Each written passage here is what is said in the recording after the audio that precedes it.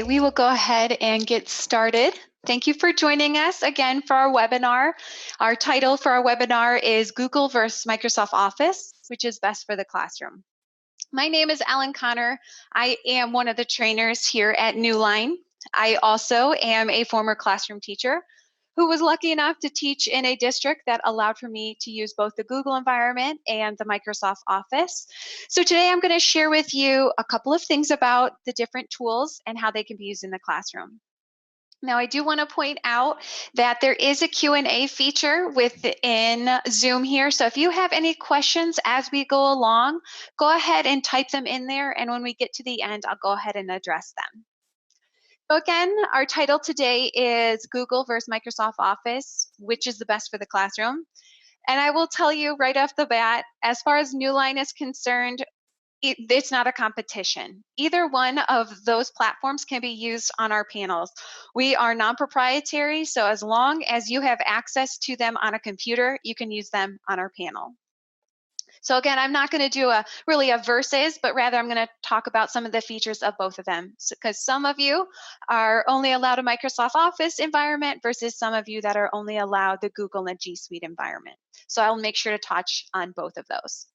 So to start, what I want to talk about is presentation. So most of the time when we think of Google and Office, as far as the classroom's concerned, we think about using things like PowerPoint and Google Slides. So I'm going to go ahead and talk about those two platforms to start. And the first one I am going to talk about is PowerPoint. So I'm going to go ahead and bring up my PowerPoint here. And the tools I'm going to share, I do want to point out, these can be used with Word and Excel as well. So when it comes to Microsoft Office, what they have as far as some of their tools go is annotation. And the annotation tools that they have are built into their product. So it's built in, like I said, to Office as far as PowerPoint, Word, and Excel go. Now, to be able to access those tools, what you can do is select up on the top here. I have a button labeled File, Home, Insert, and Draw. I'm going to go ahead and select on the Draw button, and you can see from there I have a couple of different tools. So I have pens or markers, I have a pencil, and a highlighter. Now, if I touch on one of those tools, you can see that I can adjust the thickness. I can also pick different colors, and I also have the ability to pick a specific effect. For me, I prefer the glitter pens, so I use those on my on my PowerPoints here. Now, when it comes to erasing, you do have an eraser that's built in right next to my draw tools. However, because our panels as well as the Office products have something called object recognition, I can just use my hand. So if I take the back of my hand and swipe it over that writing, you will see it will erase it. Now, if I want to go back to writing, I can do the same thing. I just take a thin stylus, I use a mechanical pencil, anything plastic or wood will work, and you can see I can write from there. Now that's writing and erasing. Now when it comes to moving objects, what I'm going to use is just my finger. So if I tap on this Newline symbol here, I can move it from there. So again, you just need to tap and move from there. Now, some additional features that are built into PowerPoint are some of the assistive technology. So for instance, you can see right on to the right of my highlighter, I have add pens, ruler, and then I have a couple of categories under convert. And you'll see the first one I have is ink to text. So what I'm going to do is take my pen and I'm going to write a message here. And from there, I'm going to go over to my lasso select. That's going to be right next to my pens on the left side. When I touch on that, I'm going to draw a circle around my written text. When I'm done with that, I'm going to select the ink to text button that is under convert. And you can see my writing from my writing of hello turned into digital text. And I do have, there's a little squiggle on the right side here. I have the ability to revert back if I want to. So again, those are the ink to text. I also have the ability to use ink to shape. Now, as a former teacher, I know for me, I couldn't draw shapes all the time that met the students' criteria. So this would have been help. So if I'm going to draw a square here, again, I'm going to use my ink to shape, or my lasso select, I apologize. Draw a circle around my square, and then select on ink to shape. And you can see that it changed it into a square. Nice and easy there. Lastly, the tool I have is the ink to math feature. So here, if I were to write a very simple problem, and then I select the lasso select and draw a circle here and touch on ink to math, you will see if I can write the number 2, okay, it will convert that to digital text. So again, those are some of the tools that are, as far as writing go, that are available within Office products that go well with the panels. Now I do want to switch over to the Google environment when it comes to Google Slides. So I'm going to here bring up a Google slide from my drive here. And right now you can see that I have some measuring content.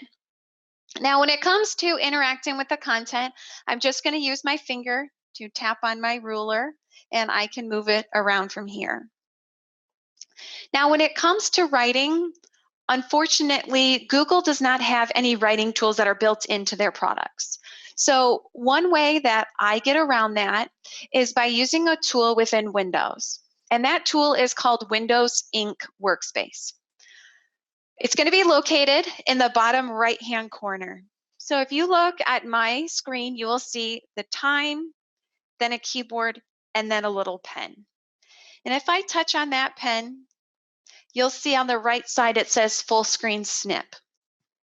And when I touch on full screen snip, it's going to take a screenshot of whatever I have on the desktop at the time. Now from here, I can, with my 2 fingers, zoom in if I'd like to certain content.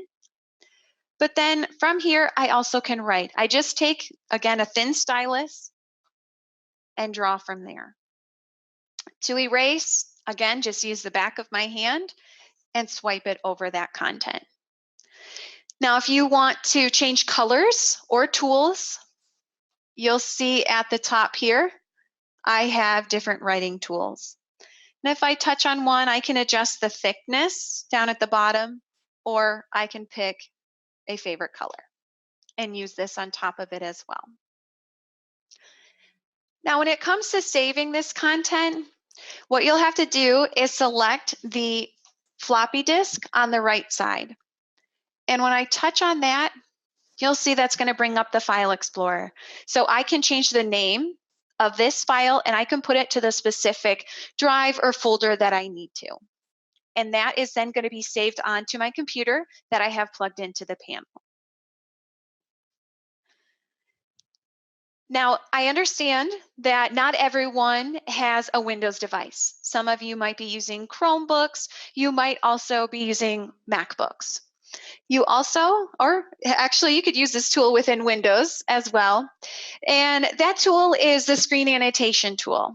Now, if you've used our panels, you probably have discovered that there are light blue toolbars on both sides. Now, the very top button, that's going to be your screen annotation tool, and you can write over any content with it. So to write on my Google slide here, I am going to select on that top button. Again, it's a screen with a pen. And when I touch on that, let me go ahead and erase my previous content.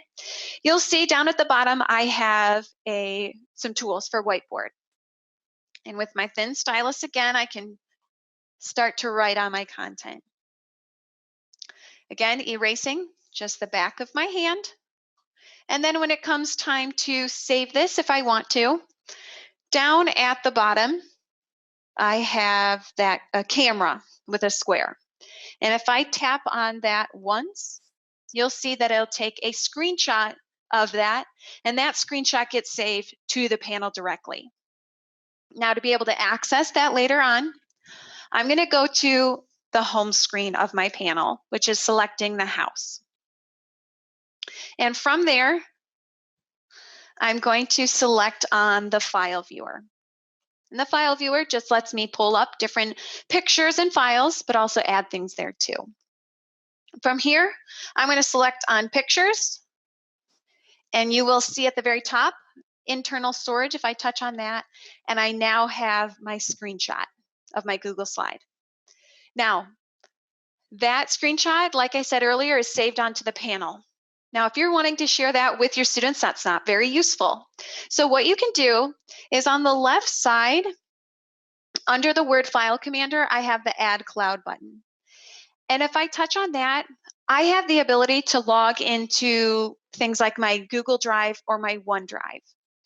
So if I log into those and I head back to my pictures, there's going to be 3 dots next to those pictures where I touch on that, and I can share this. And I can share this to my cloud storage. For me, I am logged into my Google Drive, so if I touch on my Google Drive there and my drive, I can put that image into the specific folder that I would like to. Just select OK, and then you can see it's going to go ahead and save that. So now when I am at home watching Netflix while I'm just relaxing, I can go ahead and access that and add it to my Google Classroom if I want to there.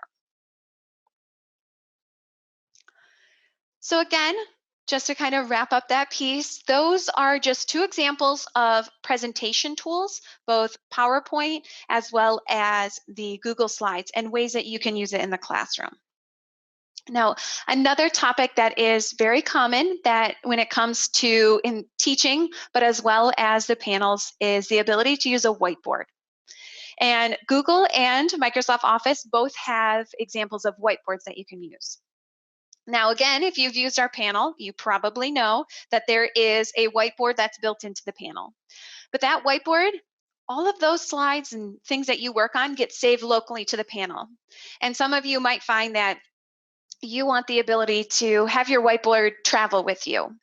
So again, that's where a cloud-hosted whiteboard comes in handy. So the first cloud-hosted whiteboard I'm going to talk about is the Microsoft Whiteboard. And the Microsoft Whiteboard, it is a free application that you can download from the Microsoft Store. Now, you do need to have an Office 365 account to be able to log in. To be able to access my Microsoft Whiteboard, again, I can download it from the Microsoft Store, or I can select the pen on the right side here. Now, I've talked about this pen a couple of times, and some of you might be looking at your computer and saying, I don't have that pen. I'll show you how you can access that. So down at the bottom of my taskbar, I'm just going to find some space that doesn't have any applications or anything there. And from there, I'm going to touch and hold on that taskbar. And once I release, you will see about the 5th button down is a button labeled Show Windows Ink Workspace.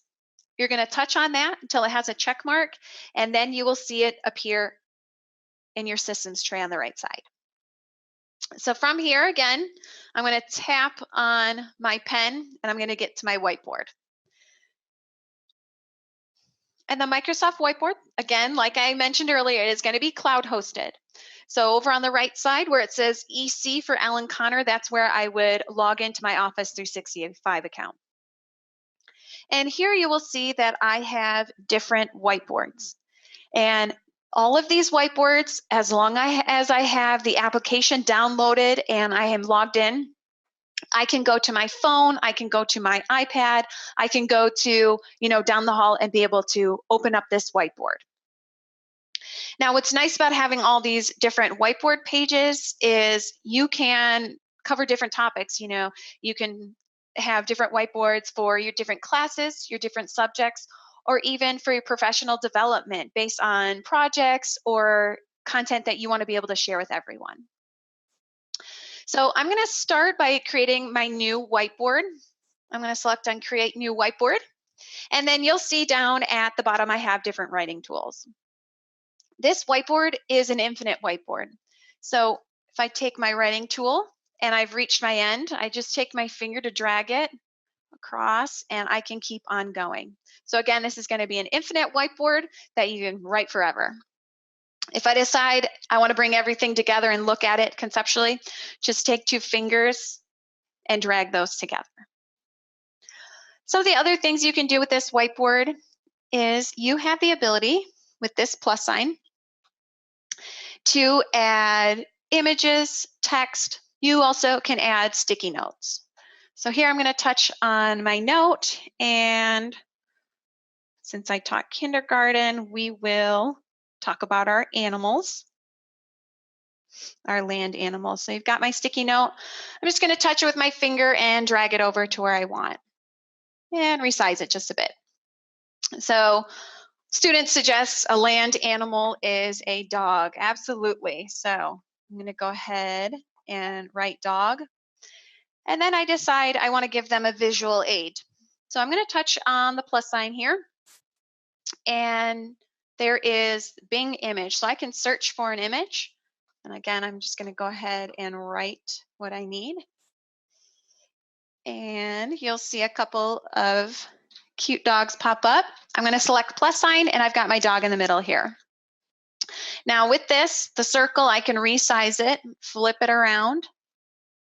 But then I'm going to drag this right next to my word dog, and you can see I now have a visual aid. Within the Microsoft Whiteboard, you can add additional content just on this plus sign. I can add things like PDFs. I can also add Word documents and PowerPoints. So if you find that you want to be able to bring in a lot of content into one piece here and have a collaborative aspect to it, you can do that there. One last piece as far as the Microsoft Whiteboard goes is you do have the ability to make this a collaborative piece amongst colleagues, but also amongst students. So here at the top, you'll see next to EC, the character with a plus sign. And if I touch on that, you can see I can search my organization for a contact. So I'm going to go ahead and search for one right now. So here we have Lauren. She is just down the hallway from me. And I'm going to invite Lauren to my whiteboard session. Again, Lauren's not going to be in my environment, but Lauren still has the ability to interact with my content here. So again, this is great for students, but it's also for when teachers are planning and you're not all together. And one last feature is the 3 lines on the side here. If I touch on that, you can see that I can post this to Teams. So if you are an environment that's using Teams for communication, you can post this there to be able for everyone to be able to access it as well. So that is the Microsoft Whiteboard. There are lots of tools that I probably didn't even begin to scratch the surface with, but those are some that can get you started. Now, obviously, we're talking about Google as well as Office. So we also have a whiteboard available within Google. And that whiteboard is called the Jamboard. And I'm going to go ahead and open up Google Chrome here. And I'm going to find it with next to the E there, images, and then there is the 9 circles. If I touch on that, and I'm going to go all the way down to Jamboard.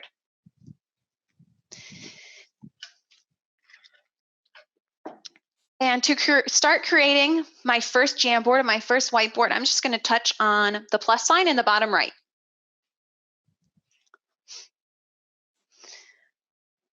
So you can see I've already started. Now to change the background on your Jamboard, you can see in the top left is the backgrounds button. You can do things like graphing paper, you also lined paper, but you also can do our old-time chalkboard if you want to. Now on the left side, there is a pen tool. So if I touch on that, maybe change the exact tool I'm using as far as a style and then a color. And then from there, ooh, that's pretty light. Let's switch that one. There we go. So again, I have my whiteboard. To erase, I will use the eraser that's underneath the pen. And I can use my stylus to erase, or I can use my finger, whatever your preference is. If you look on the left side, you also have sticky notes. So if I touch on that, and I can pick a fun color, and I'm gonna tap on the middle, and then down at the right side, I have my keyboard. I'm just gonna touch on that to bring up keyboard, and we will add another header. Oop, let's spell that correctly. There we go, and save it. So you can see I have my sticky note. Again, I can move this one around. I can make it larger.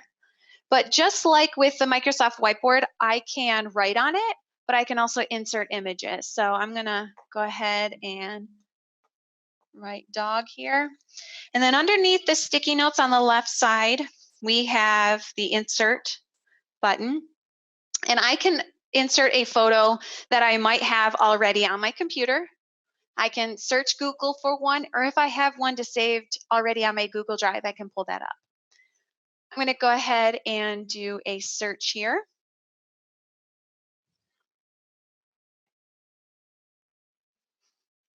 And we'll go with, oh, that little guy.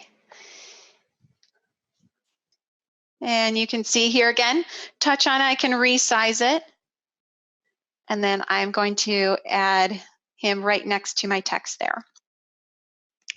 And then lastly, when it comes to Jamboard, we have the laser. So if I want to quickly be able to draw students' attention to content, I can use that. Now, if you want to add additional whiteboard pages, up at the top, there is the arrow, and you can go ahead and touch on that, and we'll create a new one for you. And one thing I forgot to mention as far as the writing tools, during my use of the Jamboard, I decided to download the Jamboard app on my phone as well as my iPad. And I discovered there that there are some assistive technology tools on the application. So I can do things like ink to text as well as ink to shape. And what I did is I had my Jamboard page open as well as the app on my iPad, and I was able to write on my iPad and have that content shared right up onto the panel. So if you are fortunate to be able to use those devices, that's a great solution as well. So that really wraps up our kind of basic overall of Google versus Microsoft Office and ways you can use it on the panel. Now, if this is kind of your first introduction to some of the tools, please go ahead and feel free to reach out to me. My contact information is in the bottom right-hand corner. I do webinar training, so we can set up on a one-on-one session where I can walk through a couple of other scenarios that you can use in the classroom with your panel. I am now going to go ahead and head over to our Q&A and see if there's any questions.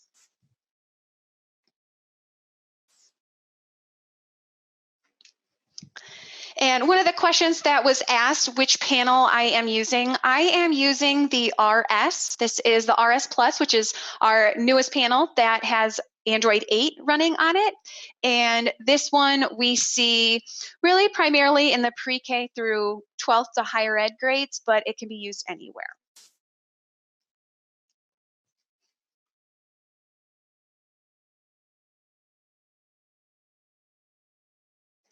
There was a question if I could wireless screencast from any device as far as a Windows device or a Chromebook. Yes, you can. Now, what I suggest is this screen sharing button here on the home screen. When you touch on that, go ahead and get this launched. Just to give you a visual aid there. So a Windows device, what you can do is you can download the Display Note app, or you can use that URL. Now with that, I will tell you my preference is to use the app to download that. And the reason is when you download the app on a Windows device is you have bidirectional touch. So that means is you could essentially leave your laptop in the back of the classroom, walk up to the front, and you can still navigate around. Now, for a Chromebook, what you would use is that URL. You can add the extension on there. With that, you do not have bidirectional touch, so you still need to manage your slides and presentations from the device level. However, if you want to be able to write over that content, you always have access to the screen annotation tool that's on the side there.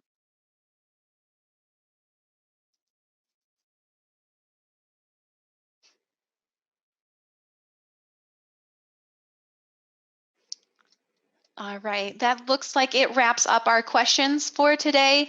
Again, if you are looking for some further training or some more information, or you just need some help on some of the things with your panel, go ahead and reach out to me in the bottom right-hand corner. I do also want to mention that this session is being recorded, so we will make sure to add that to our website. Thank you for joining me for our webinar today, and I hope you have a good rest of your day.